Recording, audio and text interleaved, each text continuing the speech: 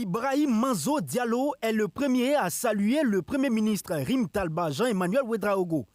Avec lui, la délégation de Louis Modeste Ouédraogo. Les deux délégations forment l'Observatoire national de la communication du Niger et le Conseil supérieur de la communication du Burkina Faso.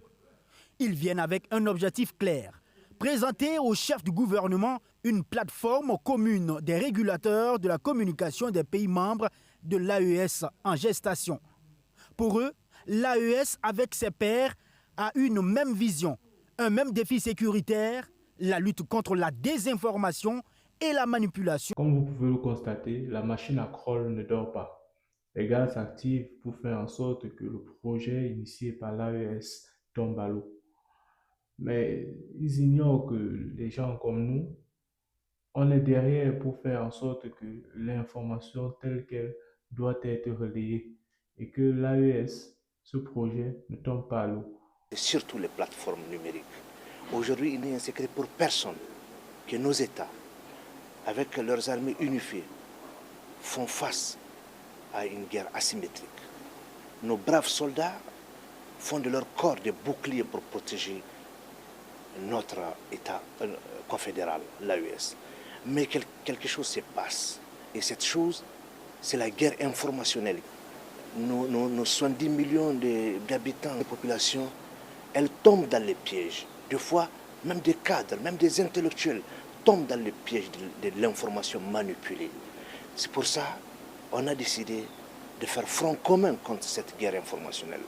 Même si la plateforme commune des régulateurs est effective après cette audience, elle ne garantit pas que la désinformation s'estompera de façon systématique.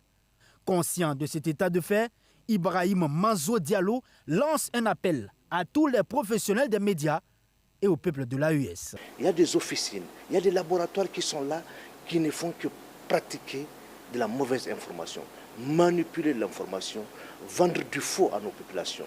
Et pour ça, j'en appelle humblement à tous nos journalistes, à tous nos communicateurs, de faire front commun face à cette guerre informationnelle qui nous est imposée. C'est obligé, c'est un devoir moral vis-à-vis de la souveraineté de nos États.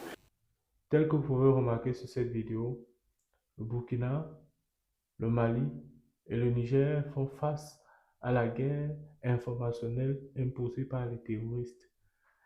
Et ces terroristes sont bien connus, l'on le sait très bien. Mais ce qu'ils ignorent, c'est que le Burkina, comme le Mali ou le Niger, n'a pas besoin de payer des personnes pour désinformer. Ici, ils ne peuvent que compter sur la jeunesse telle qu'on est pour permettre à ce que les choses qui se passent de manière véritable sur le territoire soient relayées.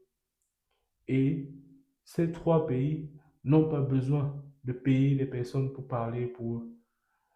Tel qu'on le fait, pas moi seul, mais plusieurs, nous sommes fiers de voir les projets menés dans ces trois pays et on ne pourra que relayer ce qui est fait sur ces pays. Donc, vous les crolls qui faites dans la désinformation, sachez que vous avez vos alter ego, mais qui font dans l'information. Donc, nous, on combattra jusqu'à la dernière énergie les destructeurs de projets. Afin d'atteindre la souveraineté médiatique, les dirigeants de l'AES, qui ont plusieurs fois pointé du doigt les médias occidentaux, notamment français, appellent les régulateurs à faire preuve de fermeté et de résilience dans le but de limiter les manipulations d'informations, notamment sur les plateformes numériques. Rappelons que les autorités du Mali, du Burkina Faso et du Niger ont été contraintes d'interdire des médias tels que RFI, France 24 ou encore TV5 Monde pour, je cite, désinformation constante et apologie du terrorisme.